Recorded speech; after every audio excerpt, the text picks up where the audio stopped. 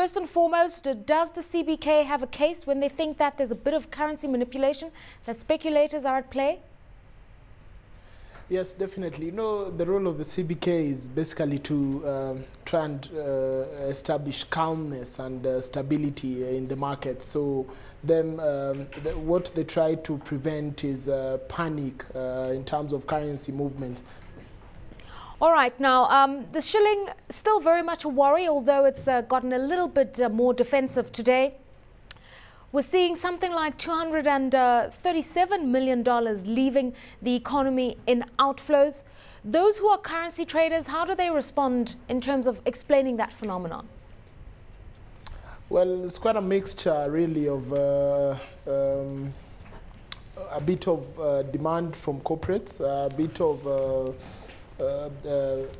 import bill in terms of fuel, in terms of food, but at the same time we're experiencing very little forex inflows coming in.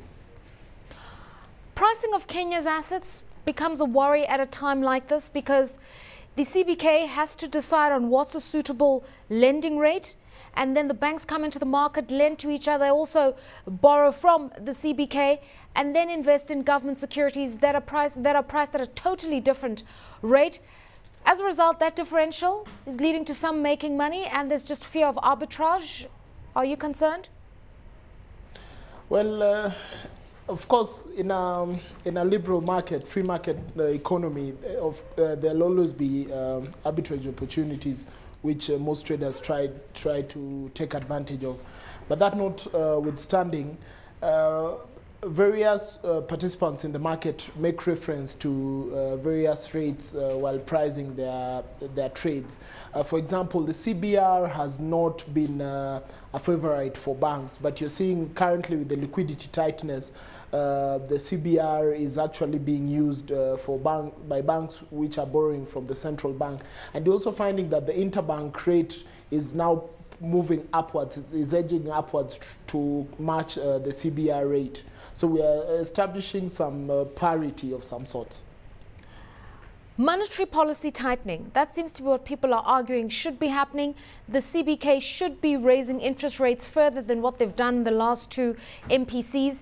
There could be room for this to happen outside of an MPC sometime in July. What should the CBK be doing? How boldly should they be raising?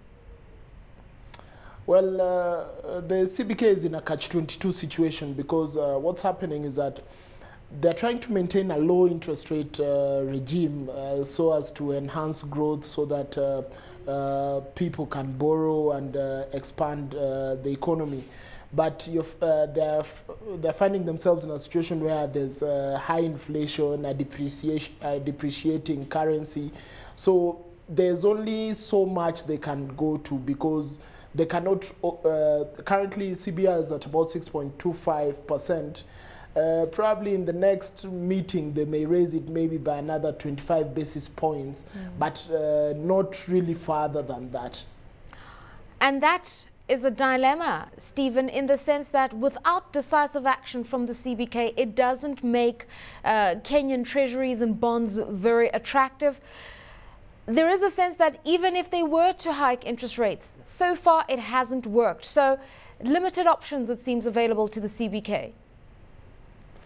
Yes, definitely. You see, what's happening is that while yes, they would really love to raise rates further so as to show up the shilling and make it more stronger, attract more foreign inflows.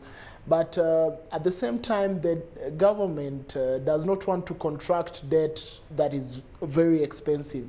So we're in a situation where there'll be the short-end rates are edging upwards, while the long-end rates are more or less stable. So the yield curve tends to be inverted. All right, so in an environment like this, what measures can be taken to try to shore up the currency? Because we do know that when they have entered the market, particularly with euro sales, they've had to dip into the reserves. Well, it's a tricky situation, I would say, because if then central bank decides to intervene, then the speculators will be smiling all the way to the banks, because then they can be able to plan their exit and entry levels in the forex trading. And at the same time, the downside would also be a reduction in forex reserves in an environment where you have a high food import bill, a high energy import bill. So in my view, the central bank will continue try to pursue. It's really moral suasion. It's really trying to talk to the banks and to market participants to try and hedge off that kind of speculative activity. But really their hands are tied in terms of, say, probably assessing the kind of trading that is going on to determine which is legitimate or which one is speculative. Finally and briefly, Steven, how worse and how much more worse can things get? Because the Kenyan shilling has now lost almost 10% of its value and is rated as one of the 4 worst performing currencies in the emerging market space. So it's really a situation where you've gone from hero to zero in a matter of a few months. Well, I would say that the future cannot be determined, but in my view, the shilling could still further depreciate. I mean, even to levels of 95 against the dollar, especially in this environment where we are experiencing food deficit. At the same time, we are also the government is also trying to stabilize, try to ensure that there's enough reserves in the economy.